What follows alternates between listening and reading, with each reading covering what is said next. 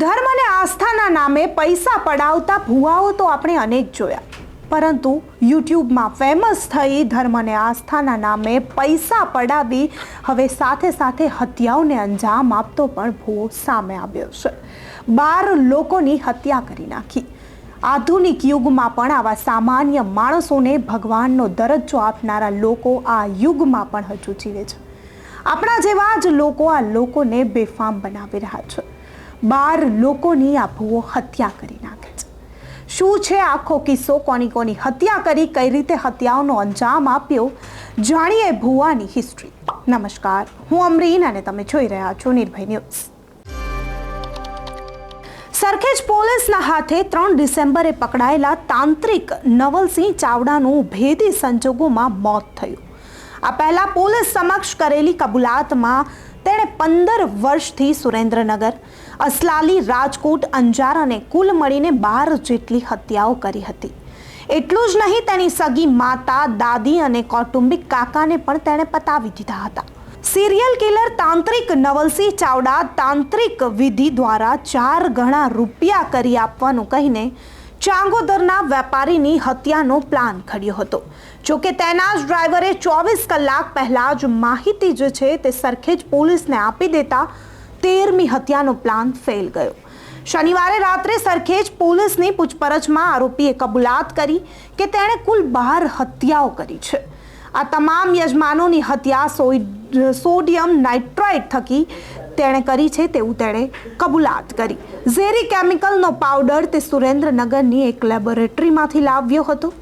રવિવાર સવારે આરોપી નવલસિંહની લોકઅપમાં તબિયત લથડતા સરખેજ પોલીસ દ્વારા તેને સારવાર દ્વારા સોલા સિવિલમાં 108 એમ્બ્યુલન્સ દ્વારા લઈ જવામાં આવ્યો હતો।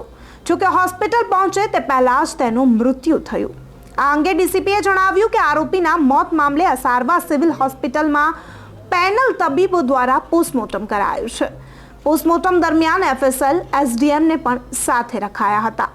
આરોપીના મોત કસ્ટોડિયલ ડેથ છે કે નહીં તે મામલે એસીપીને તપાસ સોંપાઈ છે। વઢવાણના રહેવાસી નવલસિંહ ચાવડાએ ગઈ 3 ડિસેમ્બરે ચાંગોદરના કોસ્મેટિકના વેપારીને તાંત્રિક વિધિ મારફતે 3 ગણા રૂપિયા કરી આપવાનું કહી મળવા બોલાવ્યા હતા અને આખો પ્લાન ઘડ્યો હતો હત્યાનો। તાંત્રિકે વેપારીની હત્યા કરવા માટે ડ્રાઈવર જીગર ગોહિલને કહ્યું હતું અને તેણે કહ્યું હતું કે પૈસામાં હિસ્સો રાખી આપશીશ તને, તું પણ હત્યા કરવામાં મારો સાથ આપજે। જોકે ડ્રાઈવરે સરખેજ પોલીસને જાણ કરી દેતા તાંત્રિકને ઝડપી પાડવામાં આવ્યો। બાદમાં આરોપીને 6 દિવસના રિમાન્ડ પર લઈ જવામાં આવ્યા। પોલીસ તપાસમાં આરોપીની ગાડીમાંથી પણ કાદર અલી નામના એક વ્યક્તિની સ્યુસાઇડ નોટ મળી આવી, જેના પગલે પોલીસે કાદર અલી અંગે શોધખોળ શરૂ કરી। સમગ્ર રાજ્યમાં આવી તેણે પહેલી ઘટના છે કે રવિવારના સવારના 10 વાગ્યાની આસપાસ કસ્ટડીમાં રહેલા નવલસિંહને પહેલા ઉલટી થતાં તેને ગભરામણ થઈ, જેથી હાજર પોલીસ કર્મીઓએ તેને તાત્કાલિક લોકઅપમાંથી બહાર કાઢી પાણી પીવડાવ્યું। જે બાદ આરોપીએ છાતીમાં દુખાવો થતો હોવાનું કહેતા તેને સોલા હોસ્પિટલ સિવિલમાં લઈ ગયા। જોકે હોસ્પિટલ પહોંચે તે પહેલા જ તેનું મૃત્યુ થયું। તાંત્રિકે કોની કોની હત્યાઓ કરી અને ક્યારે કરી, જો તેના પર નજર કરવા જઈએ તો 14 વર્ષ પહેલા પોતાની દાદી મંગુબેન ચાવડાની હત્યા અને 9 મહિના પહેલા માતા સરોજબેન ચાવડા, 11 મહિના પહેલા તેના કાકા સુરાભાઈની પણ હત્યા કરી નાખી। સુરેન્દ્રનગરમાં રહેતા દીપેશભાઈ પાટડિયા, પત્ની પ્રફુલ્લાબેન અને દીકરી ઉત્સવીબેનની ડેડ બોડી દુધરેજ ગામ નજીક કેનાલના નાળા નીચેથી મળી આવી હતી, જેમાં પોલીસે 3 ડેડ બોડીનું પોસ્ટમોર્ટમ કરાવતા હાર્ટ એટેક હોવાનું સામે આવ્યું હતું અને સોડિયમના પુરાવા મળ્યા હતા। બીજી તરફ 3 મૃતક નવલસિંહના સંપર્કમાં હતા। રાજકોટ જિલ્લામાં મોટા રામપર ગામમાં આવેલ ખરાબામાંથી રાજકોટના 62 વર્ષના કાદર અલી મુકાસમ, 58 વર્ષીય ફરીદાબેન અને 36 વર્ષીય આસિફભાઈને નવલસિંહે તાંત્રિક વિધિના નામે મળવા બોલાવીને એક રિક્ષામાં મળવા બોલાવ્યા। એક રિક્ષામાં બેસીને ચારેય જતા હતા ત્યારે આરોપીએ 3ને ઝેરી દવા પીવડાવીને મોતને ઘાટ ઉતારી દીધા। આ 3 વ્યક્તિના મોત મામલે પડઘરી પોલીસ સ્ટેશનમાં આપઘાત સમજીને તે અકસ્માત મોતનો ગુનો નોંધ્યો હતો। રાજકોટની નગમા કાદરભાઈ મુકાસમની તાંત્રિકે હત્યા કર્યા બાદ લાશના કટકા કરીને વાંકાનેરમાં દાટી દીધી હતી। જો આગળ વાત કરવામાં આવે તો અસલાલીમાં રહેતા વિવેક ભાનુભાઈ ગોહિલને 2021માં આરોપીએ વિધિના બહાને બોલાવીને ખાવામાં સોડિયમ પાવડર ઉમેરીને પીવડાવી દેતા હાર્ટ એટેકના લીધે મોત નીપજ્યું હતું। જેમાં અસલાલી પોલીસે વર્ષ 2021માં હિટ એન્ડ રનનો ગુનો નોંધીને તપાસ શરૂ કરી હતી। અંજારમાં જેસલ તોરલ સમાધિના પૂજારી રાજ બાવાજી કોવિડના સમયમાં પત્ની સાથે જોડાવા માટે તાંત્રિક નવલસિંહ પાસે આવ્યા હતા। આ દરમિયાન પૂજારીના પત્નીને છાતીમાં ડાઘ હોવાનું કહીને જે બાબતે રાજ બાવાજી નવલસિંહ વચ્ચે બોલાચાલી થઈ। એટલું જ નહીં, રાજ બાવાજીએ નવલસિંહને મારવાની વાત કરી હતી। જોકે બંને વચ્ચે સમાધાન થઈ ગયા બાદ નવલસિંહે ચામાં સોડિયમ નાઇટ્રેટ પાવડર નાખીને પીવડાવતા રાજ બાવાજીનું મોત નીપજ્યું હતું। આ આરોપી એ હદે રીઢો બન્યો કે પરિવારની હત્યામાં તેની પત્નીએ પણ સાથ આપ્યો છે તેવી શંકાઓ દેખાઈ રહી છે। નવલસિંહે તેની માતા, દાદી અને કાકાની હત્યા કર્યાની કબૂલાત કરી છે। આટલું જ નહીં, નવલસિંહે ખુલાસો કર્યો હતો કે તાંત્રિક વિધિમાં તેના પરિવારજનો પણ સપોર્ટ કરતા હતા। સરખેજ પોલીસને તાંત્રિકની યુટ્યુબ ચેનલ મોજે મસાણીમાં નવલસિંહની પત્નીના પણ વિડીયો મળ્યા છે।